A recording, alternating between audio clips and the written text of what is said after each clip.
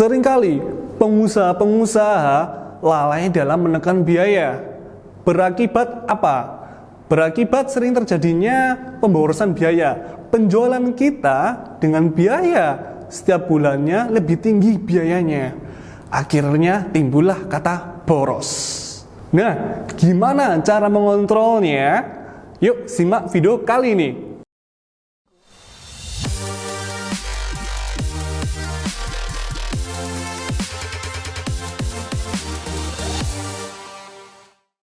Halo guys, saya Alif dari theconsulting.id. Kali ini saya akan membahas tips mengontrol kas perusahaan agar tidak boros.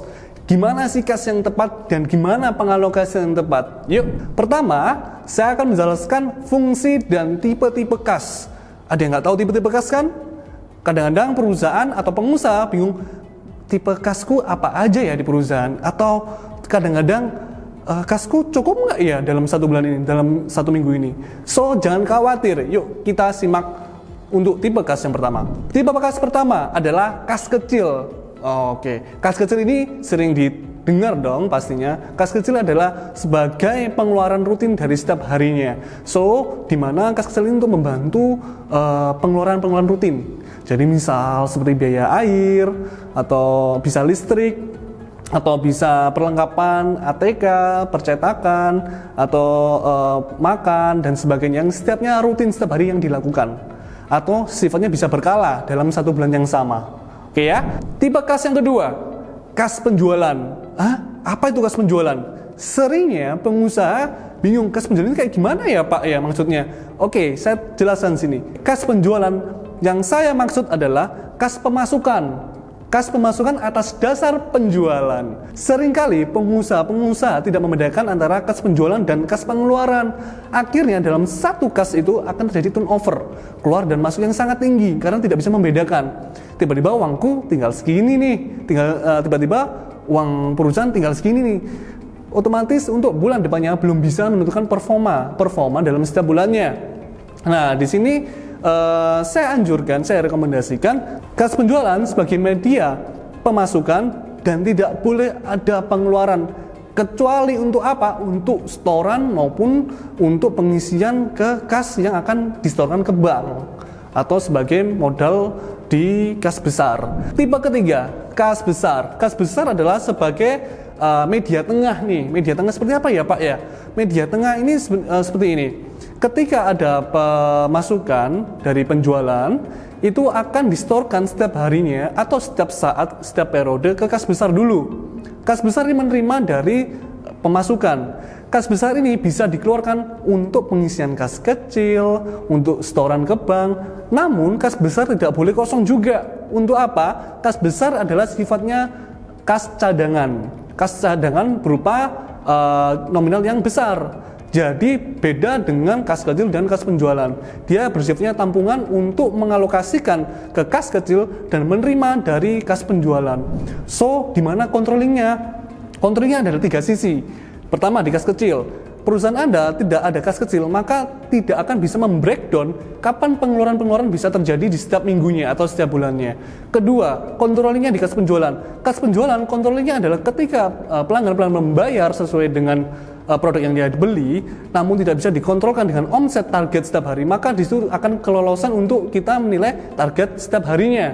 Maka dari itu, kas besar memberi sebagai penampung dari kas penjualan untuk mengkontrolling kas penjualan berapa, yang akan disetorkan kas kecil berapa. Make sense enggak ya dari kas penjualan dan kas kecilnya untuk setiap harinya dan omset yang masuk dari setiap harinya. So, cermati gimana nih setiap kebijakan-kebijakan yang ada di perusahaan Anda. Biaya kas kecil Anda yang sifatnya yang akan dikeluarkan setiap harinya dan pemasukan yang setiap harinya juga diterima dari penjualan. Nah, itu fungsinya sudah jelas ya dan tipe-tipenya. Dampaknya kalau Anda bisa membedakan tipe-tipe kas, maka akan mempermudah pengecekan dari setiap sumber. So, lebih efisien. Tidak satu kas dan tidak banyak kas, tapi fungsinya harus berbeda juga. Dan tujuannya juga harus berbeda. Jangan sampai kedobelan. Terkadang, sometimes ada yang double, namun nggak bisa terkontrol. Kenapa? Terlalu banyak controlling, tapi tidak bisa diterima oleh perusahaan. Controllingnya banyak, udah bagus nih controllingnya, tapi SDM-nya nggak bisa nih. Nah, itu juga harus jadi pertimbangan ya. Kenapa? Lingkup kita di perusahaan seringkali mengalami loss controlling. Banyak klien-klien saya yang juga berkata, Pak, saya sudah melakukan tipe-tipe kas yang baik nih, tapi kok belum bisa tertata dengan baik ya. Jelas, SDM Anda belum mampu untuk melakukan hal yang ke situ. So, harus adanya namanya training. Seperti itu ya. Tips kedua nih, banyak seringkali perusahaan atau pengusaha tanya kepada saya, Pak, caranya pengajuan kas yang tepat itu kayak gimana sih? Oke, saya akan bahas di sini.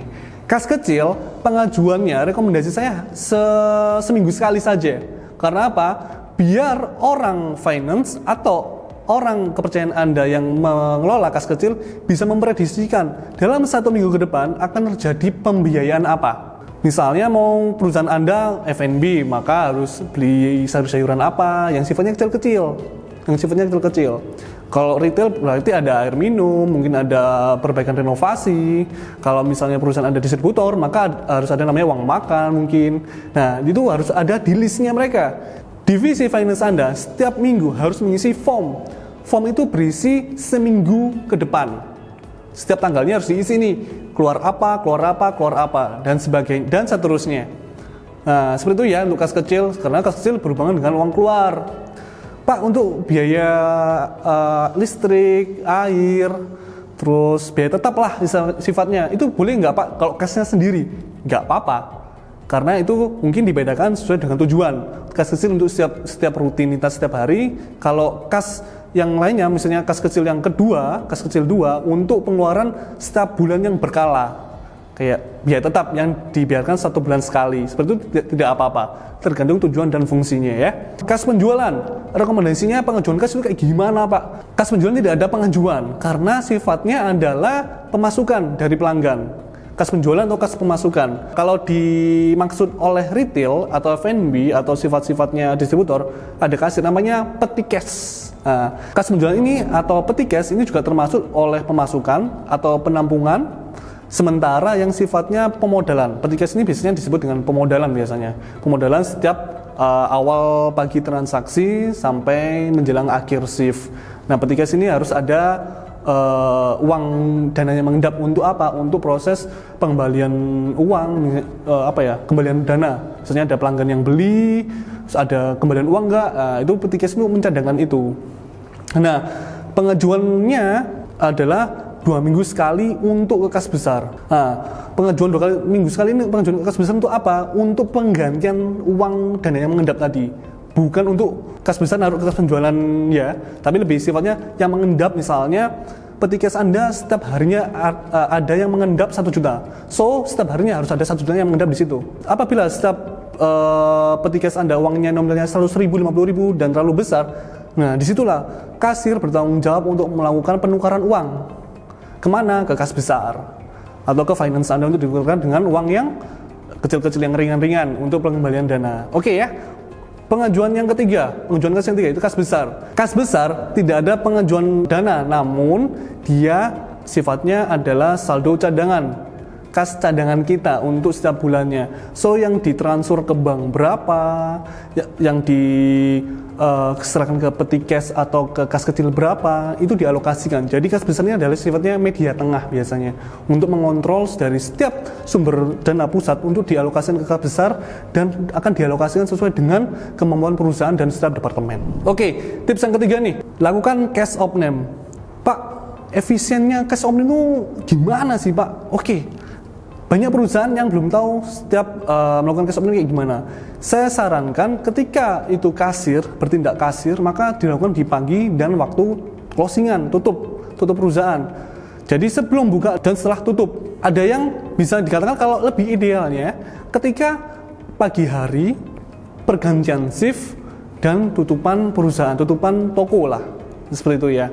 Jadi lakukan pergantian cash opname itu seperti itu. Untuk apa? Untuk melakukan liquid ke pergantian kas, misalnya kas kasir ke kas besar, ke kas penjualan ke kas kecil, seperti itu. Untuk apa? Untuk memudahkan kecurangan di setiap usernya. Kas kecil atau kas kasir bisa dilakukan setiap minggu atau setiap hari.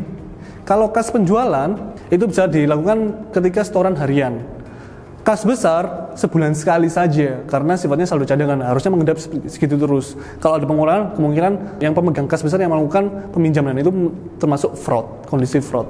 So, 3 tips ini untuk mengontrol kas perusahaan agar tidak boros bisa Anda lakukan di perusahaan Anda. Ini saya sangat rekomendasikan, karena apa? Banyak perusahaan yang melakukan tindakan-tindakan seperti ini berjalan dengan baik. Tidak lagi yang ada namanya fraud tentang kas, karena kas paling liquid di perusahaan Anda, paling cepat cair dan cepat untuk perputarannya. Oke guys, untuk video kali ini saya akhiri, dan semoga bisa bermanfaat untuk tim dan untuk bisnis rekan Anda maupun pengusaha-pengusaha yang lainnya. Jangan lupa untuk like, subscribe, dan komen. Saya tunggu komen yang bermanfaat. Semoga bermanfaat untuk lingkungan Indonesia kita. Oke guys, sampai jumpa.